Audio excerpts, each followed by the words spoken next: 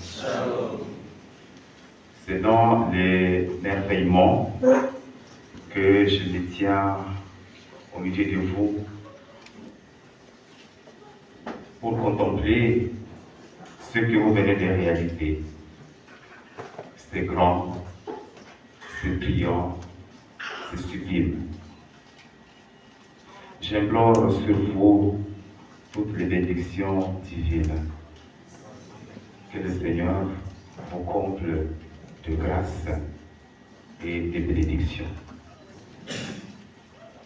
Mes chers frères et sœurs, aujourd'hui, l'Évangile nous fait revenir en Galilée, cette terre qui marque le début de la mission de notre Sauveur. Le Seigneur, il a exercé sa mission en Galilée pendant 3 ans. Il n'a jamais été au sud, c'est en Galilée qu'il a exercé sa mission. Alors le prophète Isaïe nous fait revenir sur cette terre de Zabulon et de Nephtali. Une terre éprouvée, marquée par la souffrance, la domination étrangère. Une terre qui était blessée par l'histoire. Au 8e siècle avant Jésus-Christ, il y avait les Assyriens qui avaient dominé cette terre. Et la terre est devenue comme maudite. Et pourtant, mes chers frères, c'est là que jaillit la lumière du Christ. Isaïe l'avait déjà annoncé, le peuple qui marchait dans les ténèbres a vu s'élever une grande lumière. Et cette promesse s'accomplit aujourd'hui avec Jésus qui commence sa vie publique précisément là, au bord du Jourdain. Et la première terre à voir le salut, c'est cette terre d'ombre. Dieu n'attend pas qu'on soit d'abord parfait pour venir à nous. Il vient sans condition à notre rencontre. Et les premiers mots de Jésus sont clairs. Les temps sont accomplis, convertissez-vous et croyez à la bonne nouvelle. Évidemment, quand nous lisons l'Évangile, nous comprenons que c'est après l'arrestation de Jean-Baptiste qui appelait à la conversion. C'est comme si Jésus voulait poursuivre, prolonger la mission de Jean le Baptiste. C'est cela fait notre foi. C'est la transmission. Je suis parent, il faut que j'expose mon enfant à la foi. Après moi, c'est mon enfant qui va me prolonger dans la vie du Seigneur. Voilà pourquoi il n'y a jamais d'interruption. Dès le commencement jusqu'aujourd'hui et jusqu'à demain. Les temps sont accomplis, c'est-à-dire le moment est décisif. Dieu agit dans l'aujourd'hui, maintenant, et il appelle à la conversion. Une conversion qui passe d'abord par l'écoute. Et ce n'est donc pas par hasard que nous célébrons aujourd'hui le dimanche de la parole. Et dimanche qui a été voulu par le pape François depuis 2019. Le pape, il voulait nous inviter à redécouvrir la joie d'écouter Dieu nous parler, à nous nourrir de cette parole qui est une parole de vie, une parole qui éclaire, une parole qui relève, mais aussi une parole qui transforme. Mes chers frères et sœurs, écouter la parole de Dieu, ce n'est pas seulement entendre des mots, c'est laisser Dieu rejoindre nos vies et les convertir de l'intérieur.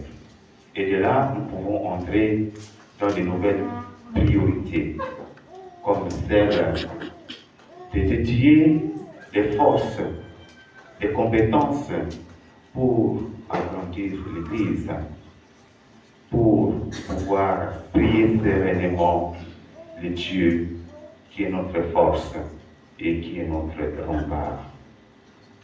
Oui, Dieu nous appelle aussi à un temps qui est précieux. Oui, le temps roule et il passe vite. Il ne s'agit donc pas de remettre à plus tard notre conversion, mais de saisir aujourd'hui la grâce qui nous est offerte à travers notre vie, à travers nos paroles et à travers nos actes. Je sais que par le Seigneur, à travers cette œuvre, vous avez reçu par ailleurs et sur quoi des bénédictions et des grâces qui nous viennent de Dieu, même si ce n'est pas visible, mais Dieu réalise ce qu'il dit. Alors, il nous donne ce temps, non pas pour reculer les moments de vérité, mais pour ajuster notre existence à l'Évangile. Cette urgence de la conversion nous rappelle l'expérience bien connue de la ville de Ninive. C'était une ville païenne qui, en écoutant l'appel de Dieu, a su se convertir et changer de vie. C'est un rappel fort pour nous aujourd'hui. La parole de Dieu, lorsqu'elle est vraiment écoutée, produit toujours du fruit. Et la question demeure, sommes-nous disposés à écouter et à nous laisser transformer par cette parole? Évidemment, la parole, c'est une personne, c'est le Christ lui-même. Dans l'Évangile, Jésus ne marche jamais seul. À peine commence-t-il sa mission qu'il appelle les hommes à le suivre. Et nous l'avons entendu, Pierre et André, deux frères, puis Jacques et Jean, deux autres frères et fils de Zébédée. 4 hommes. Ce ne sont pas des hommes de grande culture, ce sont des hommes simples, c'était des pécheurs. Mes chers frères et sœurs, le chiffre 4 n'est pas anodin. Il évoque la quantité. C'est comme nous avons 4 évangélistes, c'est la quantité. Il évoque la totalité de la terre. À travers l'appel de ces 4 pécheurs, c'est toute l'humanité que Jésus appelle, y compris nous-mêmes. Personne n'est exclu de cet appel. Et il nous rencontre dans notre quotidien, en train de faire ce que nous avons à faire. Et avec cet appel, je ferai de vous des pêcheurs d'hommes. Être pêcheur d'hommes, c'est un peu plus compliqué. On pêche les poissons, mais comment on peut pêcher les hommes? En fait, c'est comme pour dire, vous avez une mission de sauver. Tirer quelque chose et tirer quelqu'un hors de l'eau.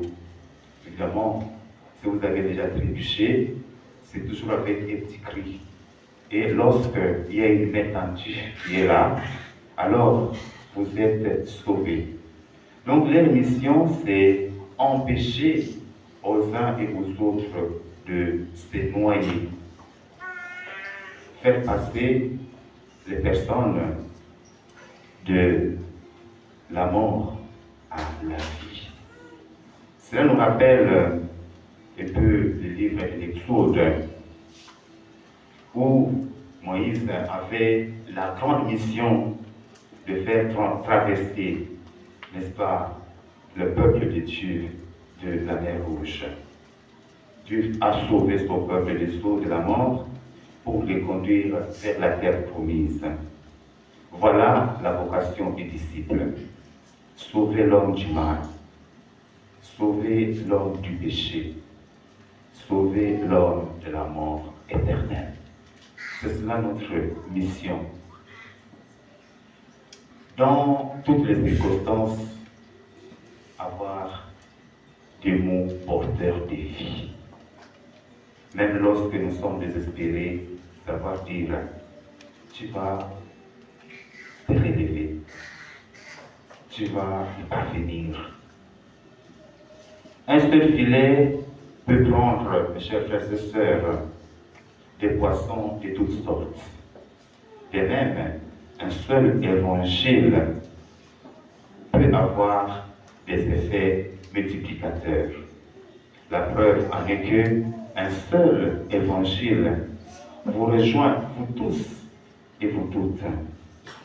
Un seul évangile va rejoindre toutes les catégories de personnes, pourvu que cet évangile soit annoncé en tenant compte des réalités de chacun, des jeunes, des enfants, des pauvres et des malades. Oui, alors l'évangile devient un filet par lequel Dieu nous attire. Il attire à lui plusieurs âmes. Et cette mission se vit concrètement ici. Cette chapelle que nous agrandissons aujourd'hui, comme vous le voyez, ce n'est pas seulement des bâtiments. C'est un lieu de la foi vivante. Un lieu où la parole est proclamée et écoutée. Un lieu où les sacrements sont célébrés, où Dieu nous rencontre. Cette extension, mais aussi, montre que vous avez une foi qui est vivante. Une foi qui s'ouvre à l'aventure du royaume. Une foi qui ne se replie pas sur elle-même. Je sais que ce n'est pas facile de construire, de faire des vies. Il y a toujours ceux qui pourraient dire non, c'est compliqué, non, c'est la conjoncture. Mais vous avez été comme l'éléphant qui transforme le monde. Et vous avez fait bouger les lignes et la chapelle est là. Désormais, cette chapelle ne sera plus comme avant. On sera perdu quand on arrive. Waouh, qu'est-ce qui se passe? Voilà les miracles d'être un corps qui travaille tout ensemble, mais aussi qui identifie les vrais besoins et qui cherche à y remédier. Un corps aussi qui tient compte de la providence divine. J'étais ici le jour de Noël. Il y avait comme ce qu'on appelle les harambées, pour dire chacun peut souscrire, n'est-ce pas, sur les bancs. Et j'ai vu des fidèles s'élever. Oui, l'Église, ce sont des fidèles. Dis-moi de quelle Église tu es, et je te dirai de quel fidèle tu sors. Et je sais que vous ferez encore d'autres miracles. Aujourd'hui, mes chers frères, cette mission prend aussi des visages concrets avec deux candidats qui vont recevoir le sacrement de la confirmation. Le mot confirmation et confirmer signifie affermir, conforter et fortifier. La confirmation marque l'arrivée à l'âge adulte, celui et de celle qui est né dans l'esprit.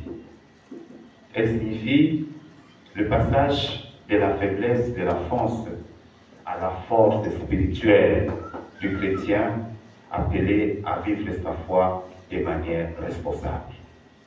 Et cette manière responsable passe non seulement par des paroles, mais aussi par des gestes.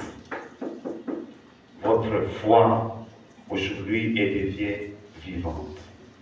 Vous recevez les 7 dons du Saint-Esprit et cet esprit doit transformer votre vie. Et les signes sacramentels sont clairs et parlants du sacrement de la confirmation. Il y a les 5 règles qui signifient les dons de la plénitude de l'Esprit Saint. Désormais, plus de peur. Si vous avez peur, dites arrière-toi ça. Vous avez maintenant l'esprit de force. Si vous avez honte de proclamer, dites non, laisse-moi tranquille. Je dois proclamer haut et fort l'évangile. Il y aura aussi l'imposition des mains pour vous communiquer la force du Christ est ressuscité, le signe de croix qui rappelle que les confirmés est appelé à combattre sous l'étendard du Christ. Vous êtes appelés à combattre. Ne pensez pas que la foi, c'est juste de s'asseoir dans la chapelle, mais c'est témoigner. Savoir dire, c'est quoi mon identité? À temps et à contre-toi, à contre-temps. Non pas que je suis vu, mais parce que je m'affirme, parce que je réalise que je ne suis plus le même, la même. Oui, cher confirmant, aujourd'hui, vous dites oui à l'appel du Christ, comme le premier disciple au bord du lac, les 4 qui étaient choisis aujourd'hui. Et à travers vous, c'est toute l'Église qui est appelée à redire c'est oui. Frères et sœurs, quel que soit notre âge, quelles que soient nos responsabilités, quelles que soient nos limites, la voix de Jésus continue de nous appeler à l'instar de ses premiers disciples. Comme je vous l'ai dit, les 4, c'est la qualité, c'est l'universalité, c'est donc nous. Ouvrons donc nos cœurs à sa parole. Laissons l'Esprit Saint nous conduire. Faisons de cette chapelle un lieu de prière, un lieu d'écoute, mais aussi un lieu de vie. Et avançons tous ensemble avec confiance derrière le Christ qui nous précède sur le chemin. Le Seigneur soit avec vous. Et avec votre